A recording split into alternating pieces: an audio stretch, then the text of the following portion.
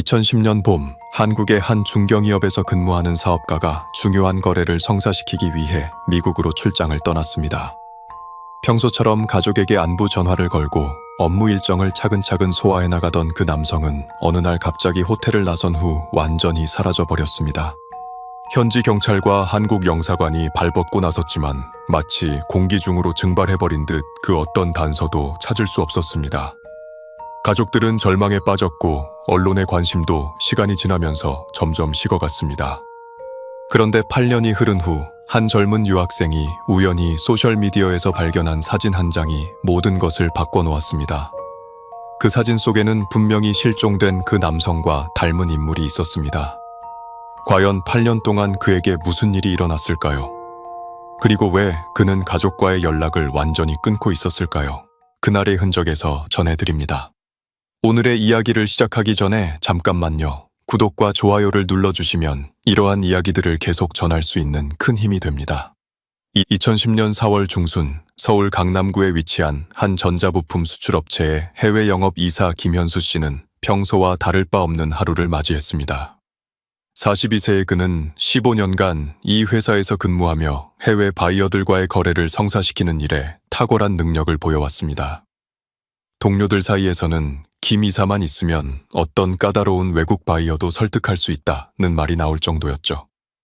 그날 아침 김현수 씨는 평소처럼 6시 30분에 일어나 샤워를 하고 정장을 차려입었습니다. 벽에 걸린 거울 앞에서 넥타이를 매며 오늘부터 시작될 중요한 출장 일정을 머릿속으로 다시 한번 정리했습니다. 아내 박정민 씨가 정성스럽게 준비해준 아침 식사를 하며 12살 딸 서연 양과 8살 아들 도윤 군에게 아빠가 미국에서 큰 계약을 따오면 맛있는 거 많이 사줄게 라고 약속했습니다. 서연 양은 아빠 언제 돌아와요? 라고 물었고 김현수 씨는 일주일 정도면 돌아올 거야. 그동안 엄마 말 잘 듣고 있어 라고 대답했습니다. 도윤 군은 아직 잠이 덜 깬 상태로 아버지의 무릎에 기대 앉아 있었죠. 평범하고 따뜻한 아침 풍경이었습니다.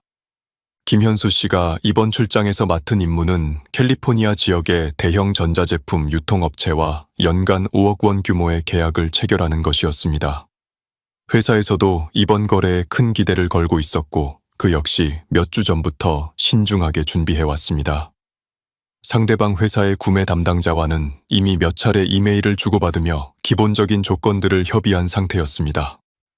출장 가방을 챙기는 김현수 씨의 손길은 매우 꼼꼼했습니다. 회사 카탈로그, 샘플 제품, 계약서 초안, 그리고 상대방에게 줄 작은 선물까지 빠뜨리지 않고 준비했습니다. 15년간의 해외 출장 경험이 만들어낸 체계적인 습관이었죠. 인천국제공항에서 출발하는 비행기는 오후 2시 20분이었습니다.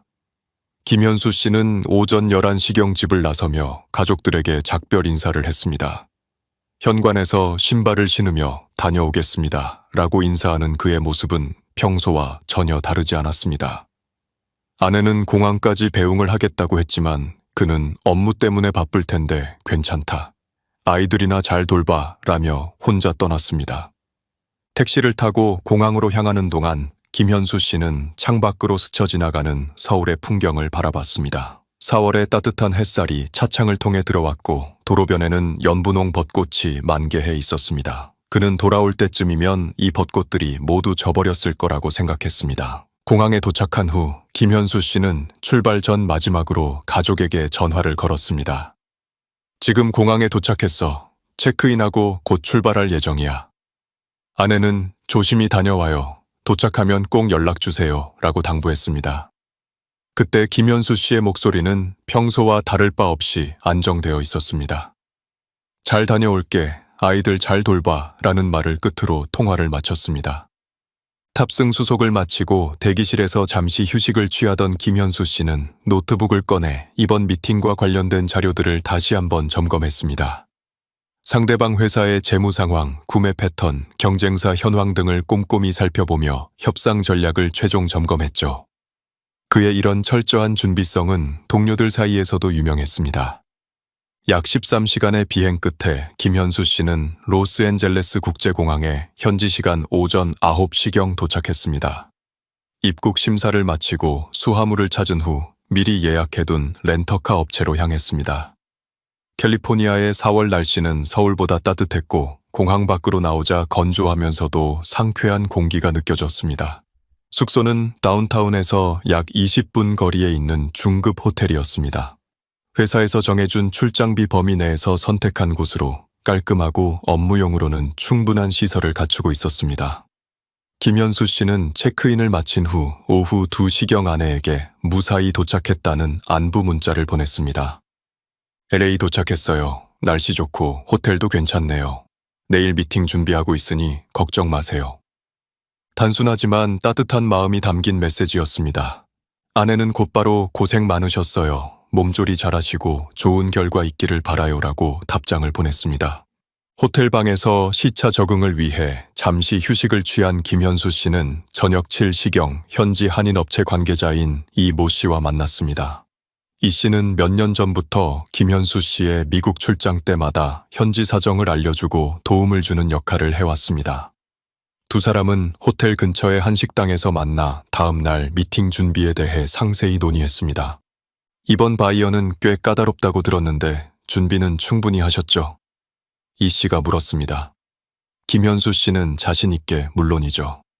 이미 몇 차례 이메일로 조건들을 조율했고 내일은 최종 계약 조건만 정리하면 됩니다. 라고 답했습니다. 식사를 마친 후 김현수 씨는 호텔로 돌아와 다음 날 일정을 다시 한번 확인했습니다. 오전 10시에 상대방 회사를 방문해 첫 미팅을 갖고 오후에는 공장 견학을 한 후 저녁에 계약 체결을 위한 최종 협상을 진행할 예정이었습니다. 모든 것이 완벽하게 계획되어 있었습니다. 이 모든 것들이 김현수 씨가 가족과 마지막으로 연락한 흔적들이었습니다. 그 누구도 이것이 긴 악몽의 시작에 불과하다는 사실을 알지 못했습니다. 평범했던 출장이 어떻게 8년간의 수수께끼로 변해버렸을까요? 2010년 4월 16일 아침, 김현수 씨는 평소 습관대로 새벽 6시에 눈을 떴습니다. 호텔 창문 너머로 캘리포니아의 맑은 하늘이 보였고 오늘이 바로 중요한 계약을 체결하는 날이라는 생각에 마음이 들떠 있었습니다.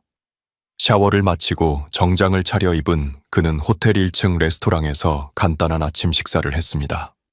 오전 8시 30분, 김현수 씨는 한국에 있는 아내에게 전화를 걸었습니다. 시차로 인해 한국은 이미 밤 12시 30분이었지만 중요한 날이니만큼 꼭 통화하고 싶었던 것 같습니다. 오늘 드디어 계약하는 날이야. 잘 될 것 같아 라고 말하는 그의 목소리에는 자신감이 넘쳤습니다. 박정민 씨는 힘내세요. 좋은 결과 있을 거예요. 라며 응원의 말을 전했습니다. 오전 9시경 김현수 씨는 호텔 로비에서 렌터카 키를 받고 상대방 회사로 향했습니다. 약 30분 거리에 있는 그 회사는 서부 지역에서 꽤 규모가 큰 전자제품 유통업체였습니다. 김현수 씨는 차 안에서 음악을 들으며 여유 있게 운전했습니다. 날씨도 좋았고 교통 상황도 원활했습니다. 오전 10시 정각 첫 번째 미팅이 시작되었습니다. 상대방 구매 담당자와 임원 3명이 참석한 가운데 김현수 씨는 자신이 준비한 프레젠테이션을 진행했습니다. 회의는 예상보다 순조롭게 진행되었고 상대방에서도 긍정적인 반응을 보였습니다. 제품 품질과 가격 조건 모두 만족스럽다는 말까지 들었습니다. 오후 1시경 점심 식사를 겸한 휴식 시간 동안 김현수 씨는 호텔로 전화를 걸어 미팅이 잘 되고 있다. 오후에 공장 견학하고 저녁에 최종 계약서에 사인할 예정이라고 말했습니다. 호텔 프런트 직원이 나중에 경찰 조사에서 증언한 내용에 따르면 그때 김현수 씨의 목소리는 매우 밝고 안정되어 있었다고 합니다. 오후 2시부터 4시까지 진행된 공장 견학도 성공적이었습니다. 상대방 회사의 생산 라인과 물류 시스템을 직접 확인한 김현수 씨는 우리 제품이 이곳에서 잘 팔릴 것 같다는 확신을 가졌습니다. 공장 관계자들과도 화기애애한 분위기 속에서 대화를 나눴고 몇 장의 기념사진도 찍었습니다. 오후 5시경 김현수 씨는 상대방 회사 관계자들과 함께 근처 레스토랑으로 이동했습니다. 최종 계약 조건을 논의하기 위한 저녁 미팅 장소였습니다.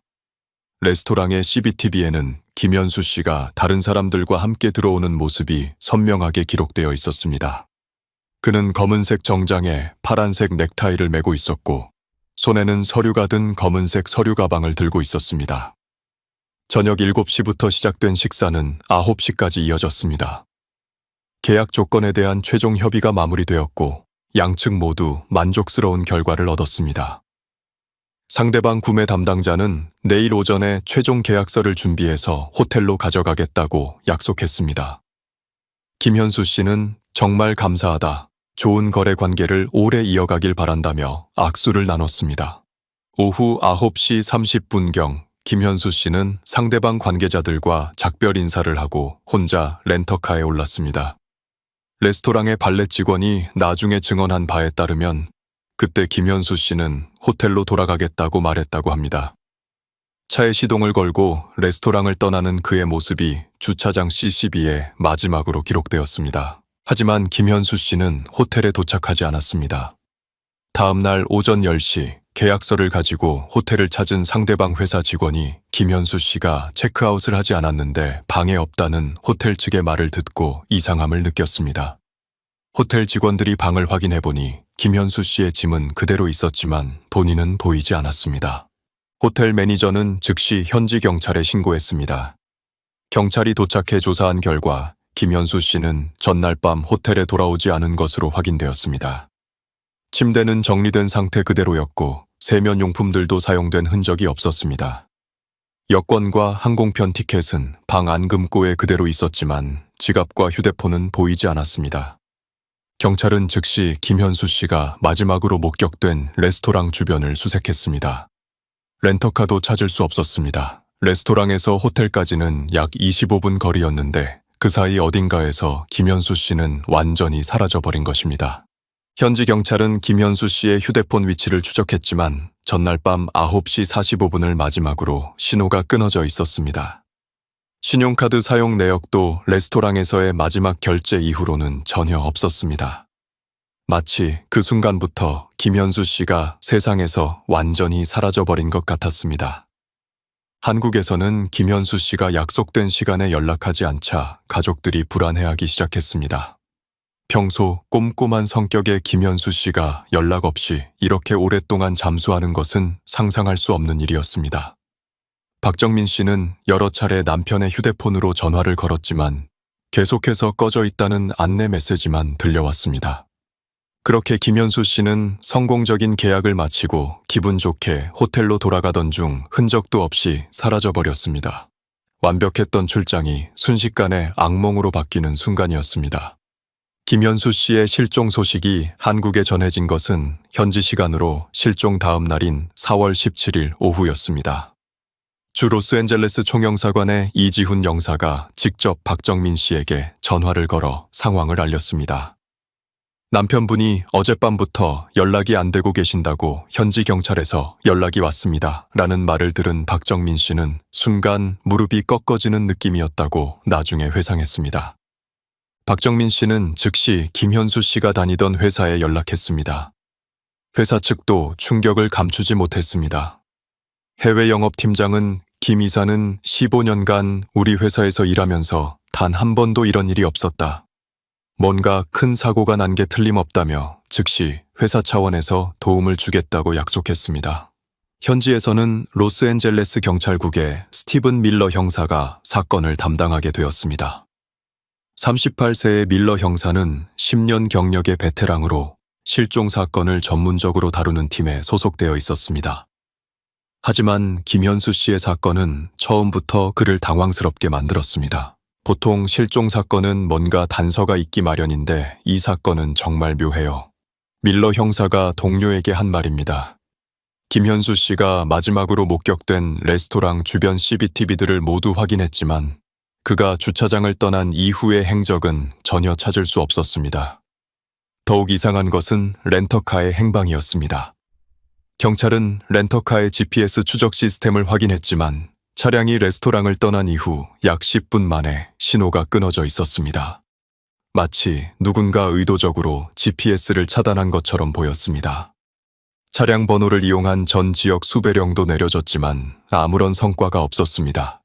김현수 씨의 휴대폰 통신 기록도 수상했습니다. 평소 하루에 10통 이상의 전화와 수십 건의 문자를 주고받던 그의 휴대폰이 오후 9시 45분을 마지막으로 완전히 침묵에 빠져버렸습니다. 통신사 측의 협조로 마지막 접속 위치를 추적한 결과 레스토랑에서 북동쪽으로 약 3km 떨어진 지점에서 신호가 끊어진 것으로 나타났습니다. 그 지역은 주거지역과 상업지역이 혼재된 곳으로 CCTV가 그리 많지 않은 구역이었습니다. 경찰은 그 일대를 샅샅이 뒤져봤지만 김현수 씨나 렌터카의 흔적은 찾을 수 없었습니다. 마치 그 순간부터 둘 다 공기중으로 증발해버린 것 같았습니다. 한국에서는 박정민 씨가 급히 미국행 비행기에 올랐습니다. 12살, 8살 어린 자녀들을 친정어머니에게 맡기고 홀로 떠나는 길이었습니다. 아빠 언제 와요? 라고 묻는 아이들에게 곧 아빠랑 같이 돌아올 거야 라고 말했지만 그 자신도 확신이 서지 않았습니다. 로스앤젤레스에 도착한 박정민 씨는 이지훈 영사와 함께 현지 경찰서를 찾았습니다. 밀러 형사는 정중하게 그녀를 맞이하며 현재까지의 수사 상황을 브리핑해 주었습니다. 현재 모든 가능성을 열어두고 수사하고 있습니다. 사고, 범죄, 그리고 자발적 실종까지 모든 경우를 고려하고 있어요. 하지만 박정민 씨는 자발적 실종 가능성을 강하게 부인했습니다. 제 남편은 절대 그런 사람이 아닙니다. 가족을 버리고 떠날 이유도 없고 그럴 성격도 아니에요. 15년 동안 함께 살면서 한 번도 그런 모습을 보인 적이 없어요. 그녀의 목소리에는 확신이 서려 있었습니다. 경찰은 김현수 씨의 과거 기록도 철저히 조사했습니다. 한국 경찰과의 공조를 통해 그의 신용기록, 교우관계, 회사 내 인간관계 등을 모두 점검했습니다. 하지만 어떤 문제도 발견되지 않았습니다. 도박빚도 없었고 불륜 관계도 없었으며 회사에서의 평판도 매우 좋았습니다. 김현수 씨와 함께 저녁 식사를 했던 미국 회사 관계자들도 여러 차례 조사를 받았습니다. 하지만 그들의 증언은 모두 일치했습니다. 김 씨는 매우 만족스러워했고 내일 최종 계약서에 사인하는 것을 기대하고 있었다. 전혀 이상한 기색이 없었다는 것이었습니다. 사건 발생 일주일 후 현지 한인 커뮤니티가 자발적으로 수색대를 구성했습니다. 약 50명의 교민들이 김현수 씨가 마지막으로 목격된 지역 일대를 샅샅이 뒤졌습니다. 산악구조대까지 동원해 인근 산과 계곡을 수색했지만 아무것도 찾을 수 없었습니다. 박정민 씨는 현지에서 2주를 머물며 수색에 참여했습니다. 매일 경찰서와 영사관을 오가며 수사 진행 상황을 확인했고 현지 언론과의 인터뷰를 통해 남편의 실종 사건을 알렸습니다. 제발 제 남편을 봤다면 연락해달라며 눈물로 호소하는 그녀의 모습이 현지 뉴스에 반복해서 방송되었습니다. 하지만 시간이 지날수록 상황은 더욱 절망적이 되어갔습니다. 수많은 제보 전화가 들어왔지만 대부분이 잘못된 정보이거나 확인되지 않는 내용들이었습니다. 아시안 남성을 봤다는 신고는 많았지만 실제로 김현수 씨와 연결되는 단서는 전혀 없었습니다. 3주가 지나자 현지 언론의 관심도 서서히 식어갔습니다. 새로운 사건들이 계속 발생하는 가운데 단서 없는 실종 사건은 점점 뒷전으로 밀려났습니다. 경찰도 다른 긴급 사건들로 인해 김현수 씨 사건에 투입할 수 있는 인력이 제한되기 시작했습니다. 박정민 씨는 결국 한국으로 돌아와야 했습니다. 아이들을 더 이상 혼자 두고 올 수 없었고 회사에서도 휴직 기간을 연장하기 어려운 상황이었습니다. 인천공항에 도착한 그녀를 맞이한 것은 기다리고 있던 기자들과 아빠는 언제 와요? 라고 묻는 아이들의 순수한 눈빛이었습니다. 그렇게 김현수 씨의 실종은 미제 사건으로 분류될 위기에 놓였습니다. 현지 경찰은 계속해서 수사를 이어가겠다고 약속했지만 새로운 단서 없이는 진전을 기대하기 어려운 상황이었습니다. 김현수 씨가 실종된 지 6개월이 지나자 현실은 더욱 가혹해졌습니다. 현지 경찰의 수사는 사실상 중단 상태에 빠졌고 언론의 관심도 완전히 사라졌습니다. 하지만 박정민 씨는 포기하지 않았습니다. 그녀는 남편을 찾기 위한 새로운 방법을 모색하기 시작했습니다. 2010년 말 박정민 씨는 인터넷 카페와 블로그를 만들어 남편의 실종 사건을 알리기 시작했습니다. 김현수를 찾습니다 라는 제목의 카페에는 남편의 사진과 실종 당시 상황, 그리고 목격자를 찾는 간절한 글들이 올라왔습니다. 초기에는 조회수가 몇십 건에 불과했지만 박정민 씨는 매일같이 새로운 글을 올리며 사람들의 관심을 끌기 위해 노력했습니다. 딸 서연 양도 엄마를 도왔습니다.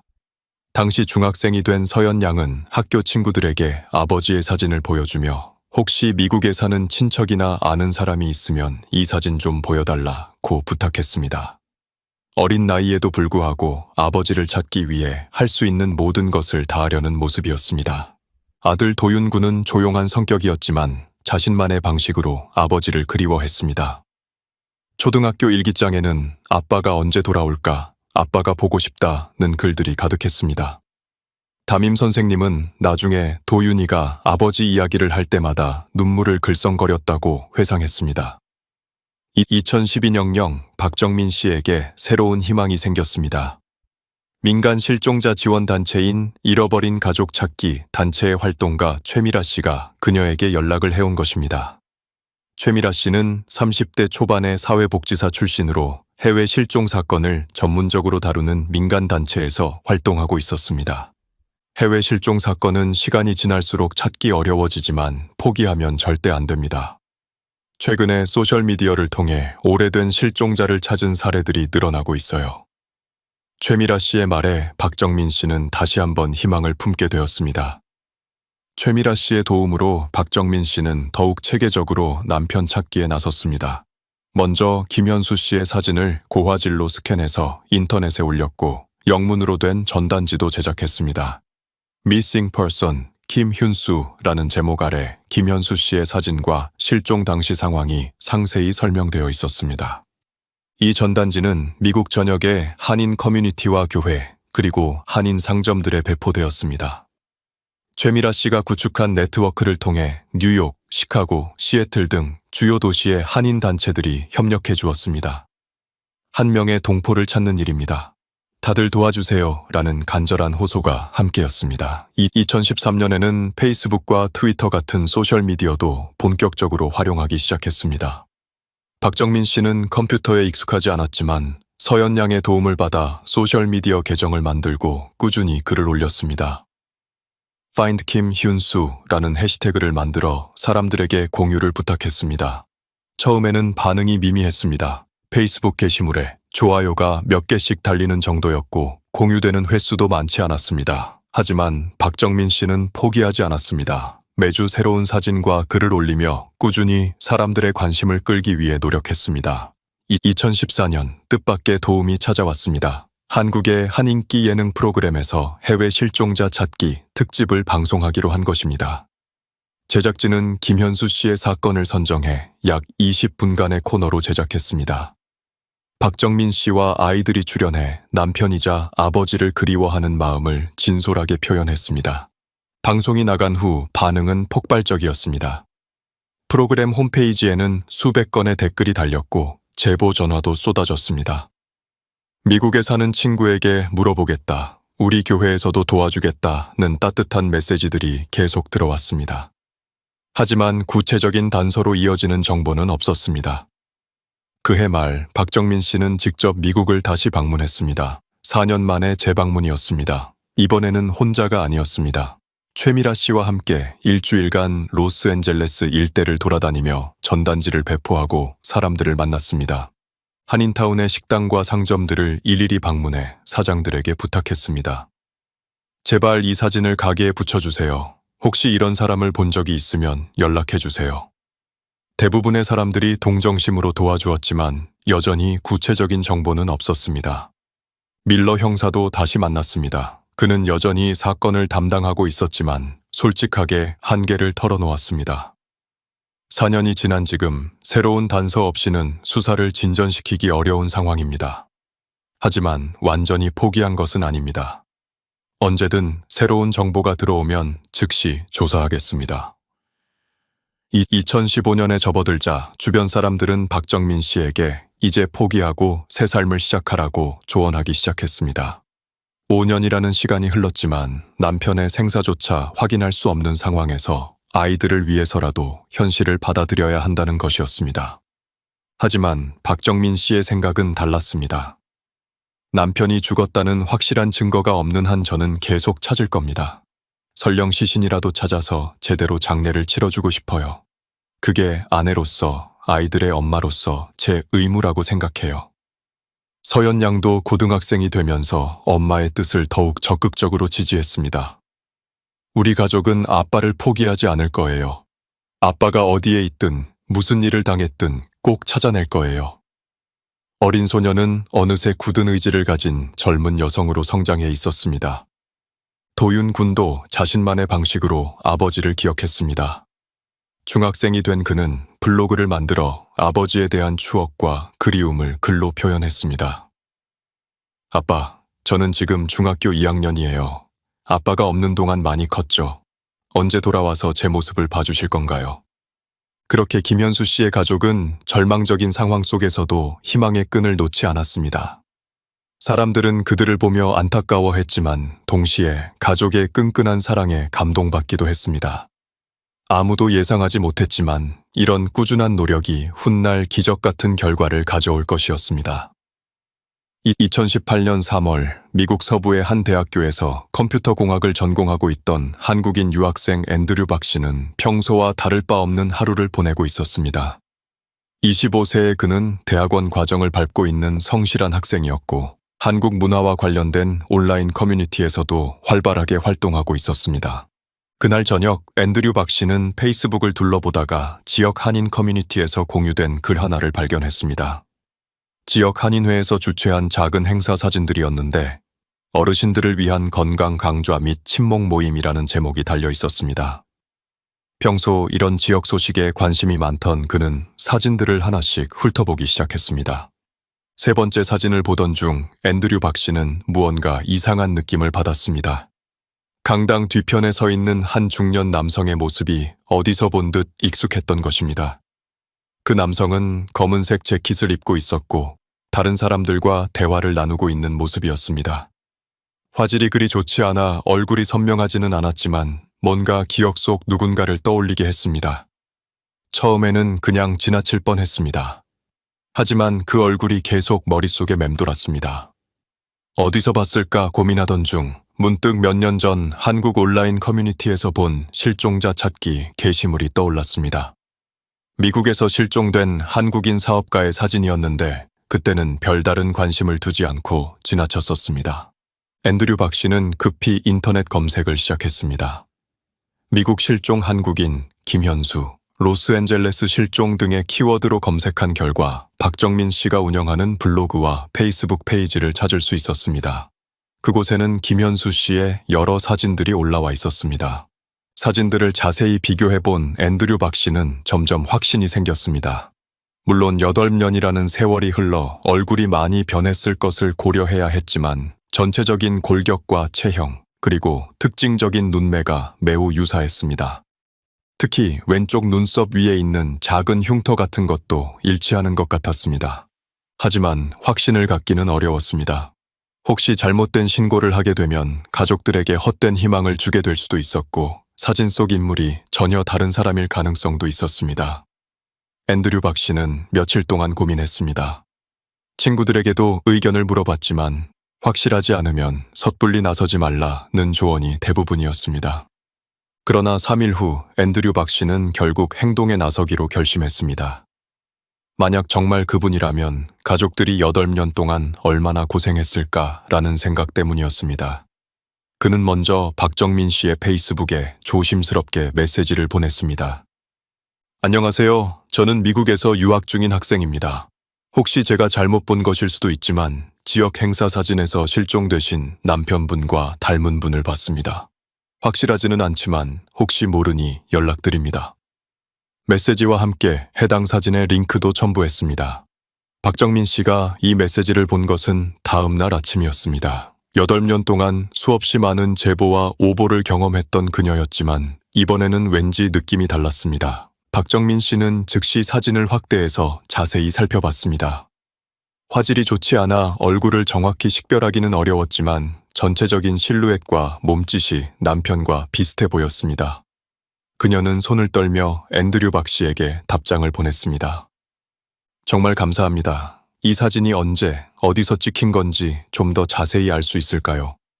그리고 혹시 이 행사에 대해 더 많은 정보를 얻을 수 있는 방법이 있나요? 앤드류 박 씨는 즉시 해당 행사를 주최한 지역 한인회에 연락했습니다. 행사 담당자는 그 행사는 매월 둘째 주 토요일에 정기적으로 열리는 어르신 모임이라고 설명했습니다. 그리고 놀랍게도 사진 속 그분은 최근 몇 달 동안 꾸준히 참석하고 계신다는 정보까지 제공했습니다. 그분이 누구신지는 잘 모르겠지만 다른 어르신 한 분과 항상 함께 오십니다. 말수가 별로 없으시고 좀 조용한 편이세요. 이름도 정확히 모르겠고요. 한인회 관계자의 말이었습니다. 이 정보를 받은 박정민 씨는 즉시 최미라 씨에게 연락했습니다. 최미라 씨도 사진을 보고 가능성이 있어 보인다며 신중하게 접근해야 한다고 조언했습니다. 일단 현지 경찰에 신고부터 해야 합니다. 그리고 다음 모임에 가서 직접 확인해보는 것이 좋겠어요. 박정민 씨는 즉시 밀러 형사에게 연락했습니다. 8년 만에 받은 구체적인 제보였습니다. 밀러 형사는 매우 흥미로운 정보라며 즉시 조사에 착수하겠다고 약속했습니다. 동시에 너무 큰 기대는 하지 말라는 신중한 조언도 덧붙였습니다. 한편 서연 양과 도윤 군도 이 소식을 들었습니다. 이제 대학생이 된 서연 양은 정말 아빠일까요? 라며 떨리는 목소리로 물었고 고등학생이 된 도윤 군은 말없이 사진을 오래 바라봤습니다. 8년 동안 수없이 실망했던 가족들이었지만 이번만큼은 뭔가 다른 느낌이었습니다. 다음 모임까지는 일주일이 남아 있었습니다. 박정민 씨는 그 일주일이 평생에서 가장 긴 시간처럼 느껴졌다고 나중에 회상했습니다. 혹시 정말 남편일까? 아니면 또 다른 실망이 기다리고 있을까? 마음은 희망과 불안 사이를 오가고 있었습니다. 앤드류 박 씨의 우연한 발견이 8년간 풀리지 않던 수수께끼의 실마리가 될 수 있을까요? 운명의 그 다음 모임이 다가오고 있었습니다. 2018년 3월 17일 토요일, 운명의 날이 밝았습니다. 박정민 씨는 새벽 비행기를 타고 로스앤젤레스에 도착했습니다. 8년 만에 느끼는 이런 떨림은 처음이었습니다. 공항에서 그녀를 맞이한 것은 밀러 형사와 앤드류 박 씨, 그리고 최미라 씨였습니다. 오늘 오후 2시에 그 모임이 시작됩니다. 우리는 조금 떨어진 곳에서 지켜볼 예정입니다. 밀러 형사의 설명이었습니다. 경찰은 이미 며칠 전부터 해당 한인회 주변을 은밀히 감시하고 있었습니다. 혹시 모를 상황에 대비해 충분한 인력을 배치해둔 상태였습니다. 오후 1시 30분, 일행은 한인회관 근처에 도착했습니다. 박정민 씨는 차 안에서 남편의 사진을 다시 한번 들여다봤습니다.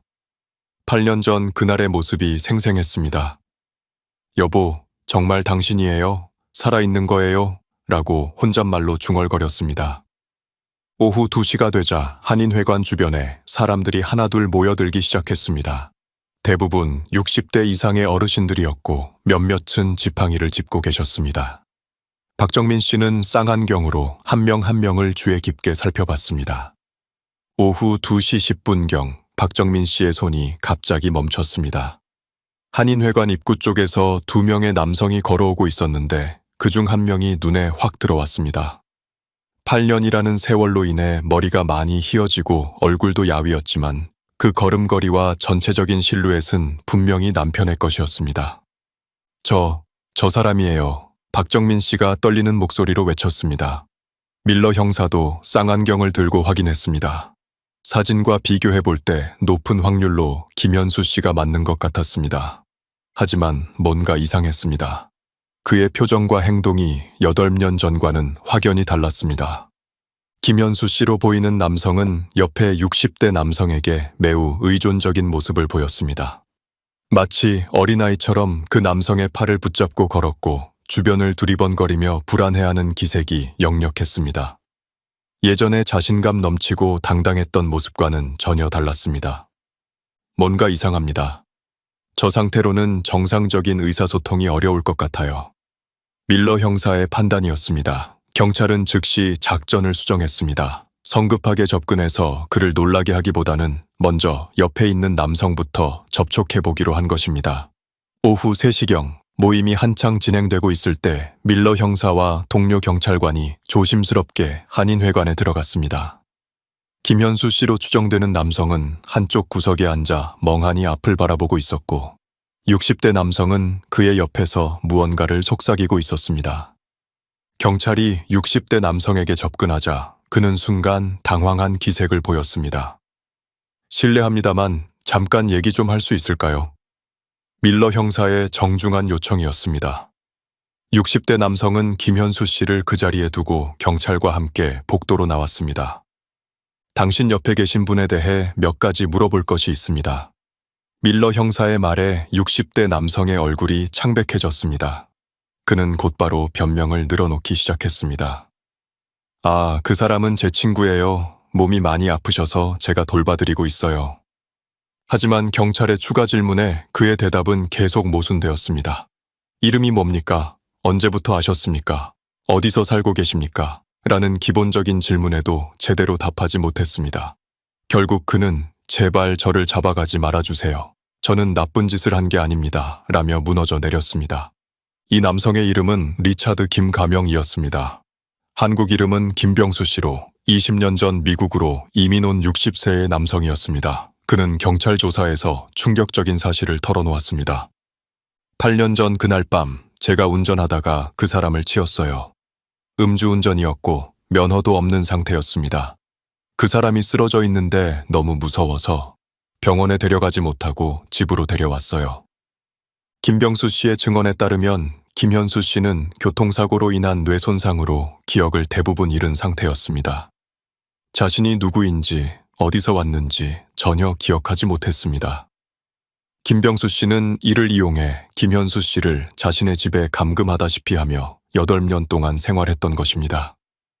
처음에는 병원에 데려갈 생각도 했어요. 하지만 제가 음주운전으로 사람을 쳤다는 게 들통나면 감옥에 가게 될 거 아니에요.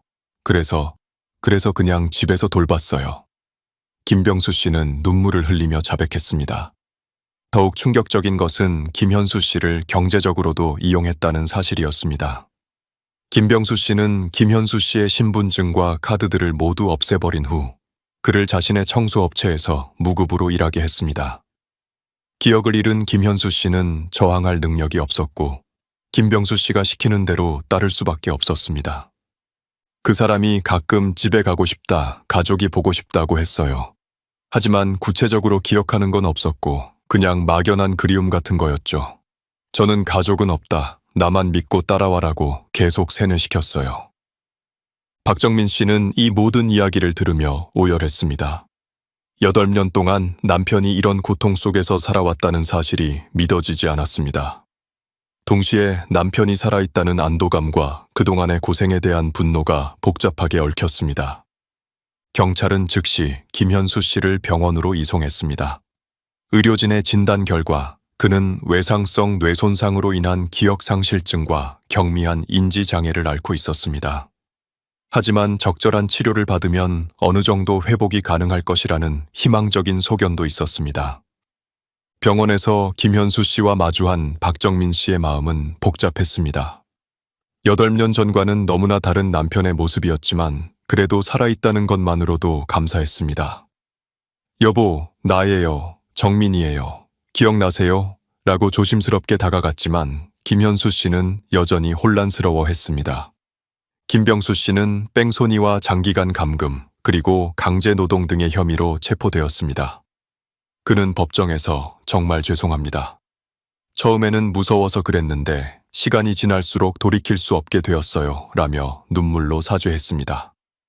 8년간의 수수께끼가 드디어 풀렸습니다. 하지만 이것은 끝이 아니라 새로운 시작이었습니다. 이제 김현수 씨가 기억을 되찾고 가족과 함께하는 평범한 일상을 되찾을 수 있을까요? 김현수 씨가 병원에 입원한 지 일주일이 지났습니다. 의료진은 그의 상태를 정밀하게 검사한 후 가족들에게 상세한 설명을 해주었습니다. 외상성 뇌손상으로 인한 기억상실증이 주된 문제입니다. 8년이라는 긴 시간 동안 적절한 치료를 받지 못해 증상이 고착화된 면이 있지만 꾸준한 재활치료를 통해 상당 부분 회복이 가능할 것으로 보입니다. 신경과 전문의는 희망적인 소견도 전했습니다.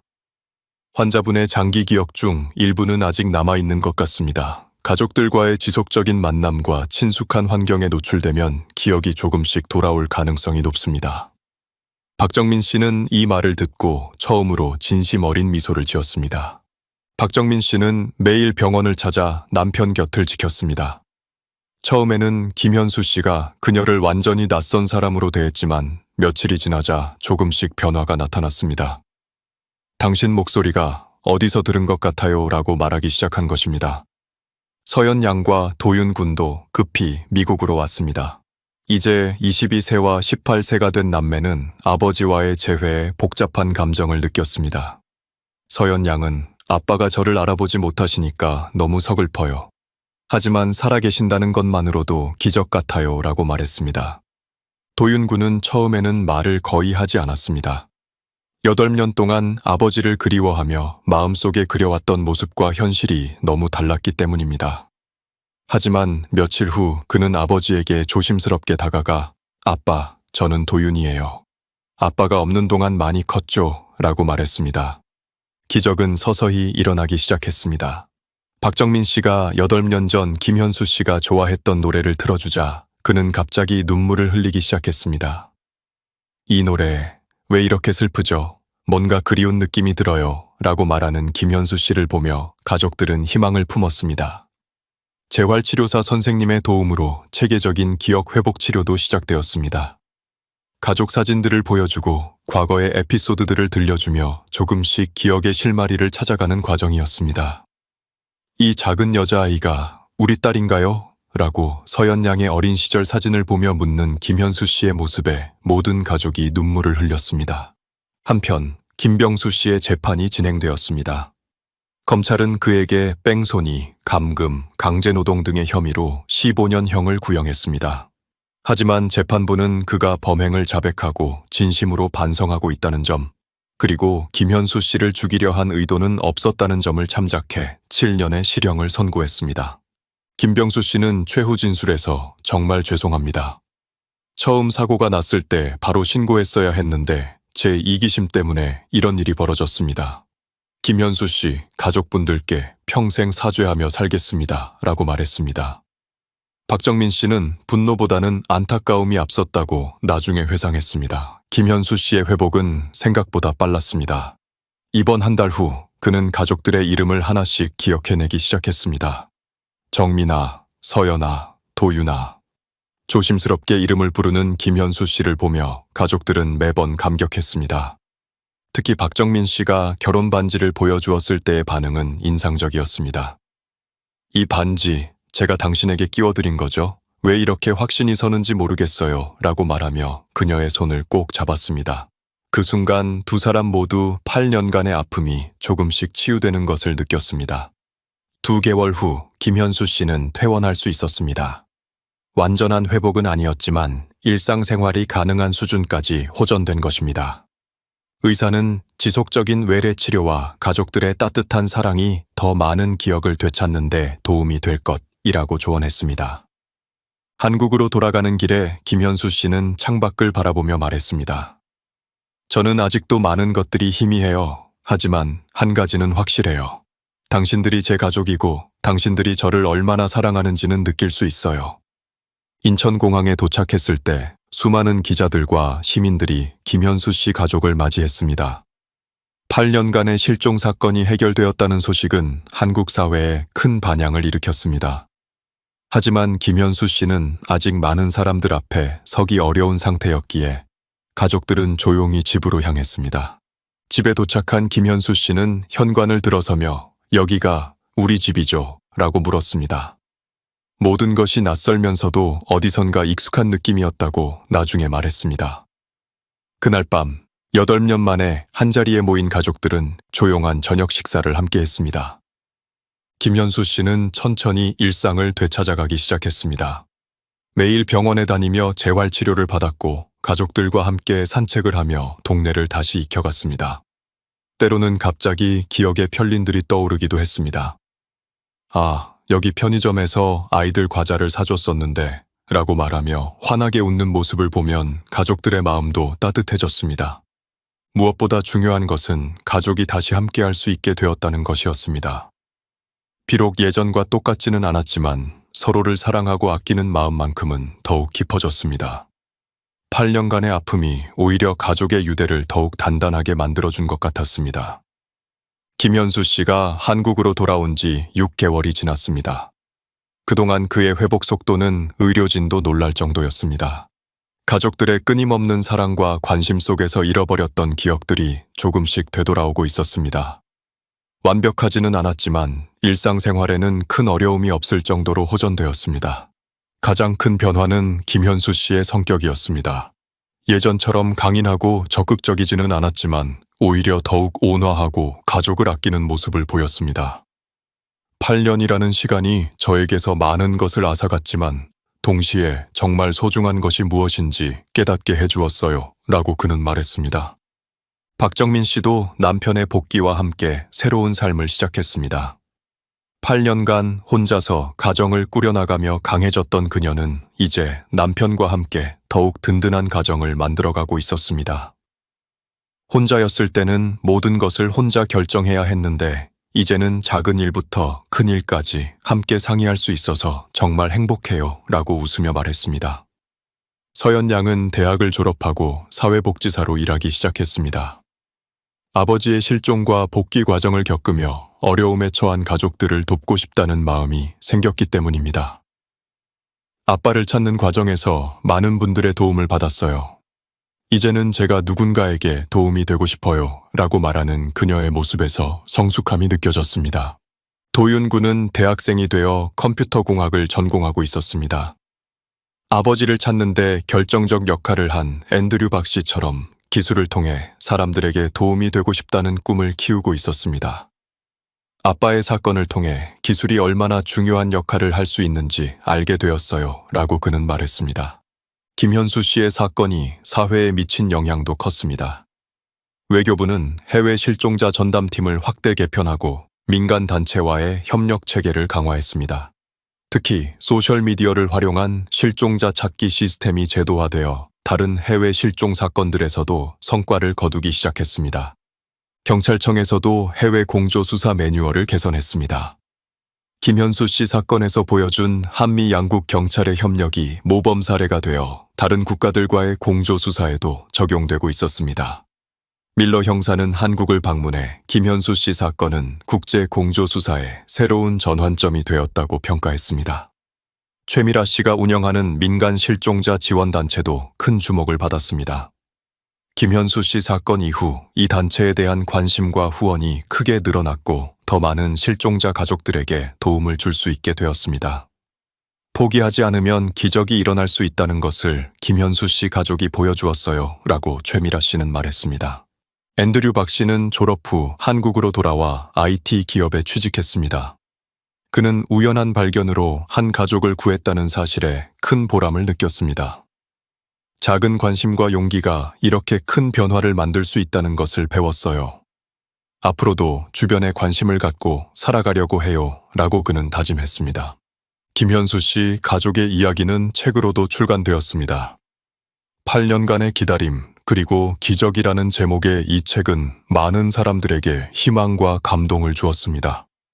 특히 비슷한 상황에 처한 실종자 가족들에게는 포기하지 말라는 메시지를 전달했습니다. 김현수 씨는 이제 예전 회사로 돌아가지는 않았지만 작은 상담센터에서 실종자 가족들을 돕는 일을 시작했습니다. 자신의 경험을 바탕으로 절망에 빠진 가족들에게 희망을 주는 역할이었습니다. 저도 8년간 어둠 속에 있었지만 가족의 사랑으로 다시 빛을 찾을 수 있었어요. 다른 가족들도 포기하지 말았으면 좋겠어요 라고 그는 말했습니다. 사건 해결 1년 후 김현수 씨 가족은 조용한 기념식을 가졌습니다. 그들을 도왔던 모든 사람들이 모인 자리였습니다. 밀러 형사, 이지훈 영사, 최미라 씨, 앤드류 박 씨, 그리고 수많은 도움을 주었던 분들이 함께했습니다. 박정민 씨는 그 자리에서 8년간의 기다림은 정말 힘들었지만 그 시간이 있었기에 지금의 행복이 더욱 소중하게 느껴져요. 무엇보다 혼자가 아니었다는 것, 많은 분들이 함께 해주셨다는 것에 감사해요 라고 말했습니다. 김현수 씨도 저는 8년간의 기억은 대부분 잃었지만 앞으로 만들어갈 새로운 기억들은 절대 잃지 않을 거예요. 가족과 함께하는 모든 순간이 소중해요 라고 소감을 밝혔습니다.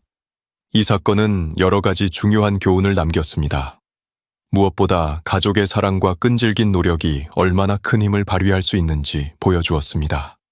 또한 개인의 작은 관심과 용기가 기적을 만들어낼 수 있다는 것도 증명했습니다. 기술의 발전, 특히 소셜미디어의 힘도 새롭게 조명받았습니다. 전 세계가 연결된 현대 사회에서는 한 장의 사진이 8년간의 수수께끼를 풀 수 있는 열쇠가 될 수 있었습니다. 이는 국경을 초월한 인간적 연대가 얼마나 중요한지 보여주는 사례였습니다. 무엇보다 이 사건은 절대 포기하지 말라는 메시지를 전했습니다. 아무리 절망적인 상황이라도 희망을 잃지 않고 꾸준히 노력한다면 언젠가는 빛이 보일 수 있다는 것을 증명했습니다. 현재 김현수 씨 가족은 평범하지만 행복한 일상을 보내고 있습니다. 완전히 예전과 같지는 않지만 서로를 더욱 아끼고 사랑하는 마음으로 하루하루를 소중히 살아가고 있습니다. 8년간의 아픔이 오히려 더 큰 행복을 가져다 준 것입니다. 김현수 씨의 8년간의 실종과 극적인 복귀는 많은 것을 생각하게 해줍니다. 한순간의 사고가 한 가족의 인생을 완전히 바꿔놓을 수 있다는 것, 그리고 그런 절망적인 상황에서도 희망을 잃지 않는 것이 얼마나 중요한지 보여주었습니다.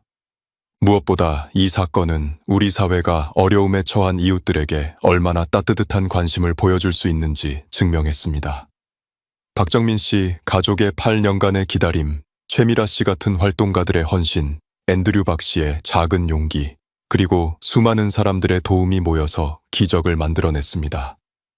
현대 사회에서 실종 사건은 단순히 개인이나 가족만의 문제가 아닙니다. 사회 전체가 관심을 갖고 함께 노력할 때 해결될 수 있는 공동체의 과제입니다. 김현수 씨 사건이 보여준 국제적 공조와 민관 협력은 앞으로도 많은 실종자들에게 희망이 될 것입니다. 기술의 발전도 중요한 역할을 했습니다. 소셜미디어와 인터넷이 없었다면 8년 후에 우연한 발견도 불가능했을 것입니다. 이는 현대사회에서 기술이 인간의 삶에 얼마나 긍정적인 영향을 미칠 수 있는지 보여주는 사례입니다. 무엇보다 이 이야기는 절대 포기하지 말라는 메시지를 전합니다.